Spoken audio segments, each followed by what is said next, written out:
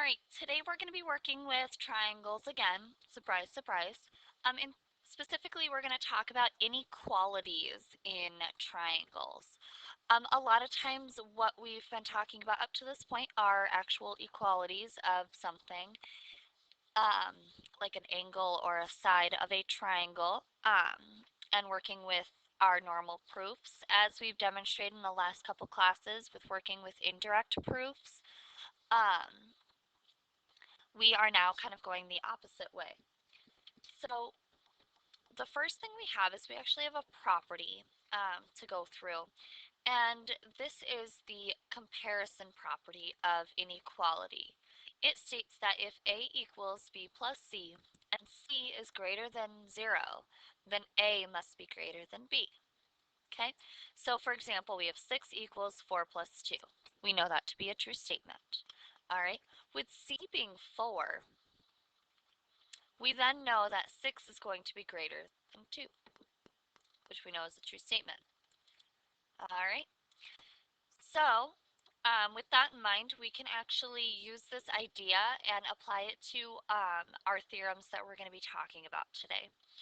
So our first theorem is actually a corollary to the triangle exterior angle theorem, which we discussed earlier on. The corollary basically states that the measure of an exterior angle, for instance, angle 1, of a triangle is greater than the measure of each of its remote interior angles. By remote interior angles, they mean the angles that are not connected to one, meaning the other two. Okay, in this case, 2 and 3.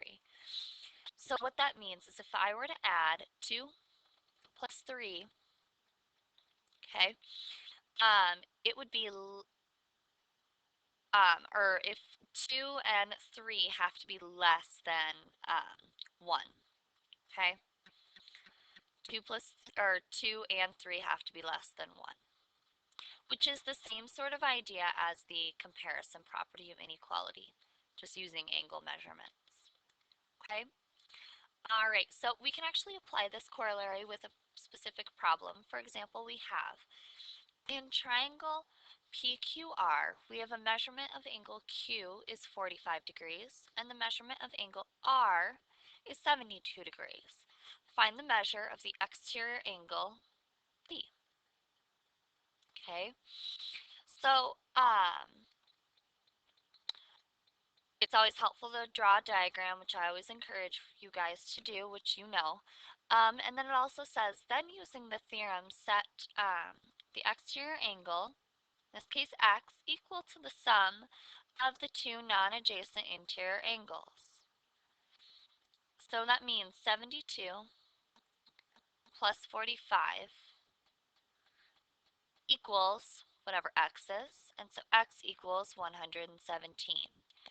So the exterior angle at P measures 117.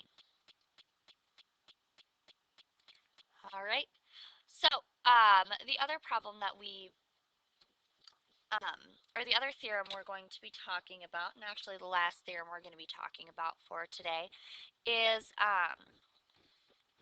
has to do with um, the sides. So it says if two sides of a triangle are not congruent, then the larger angle opposite the longer side. All right, so what that means is if we have xz is then going to be greater than xy, or is greater than xy, then the measurement of angle y is going to be greater than the measurement of angle z. Okay?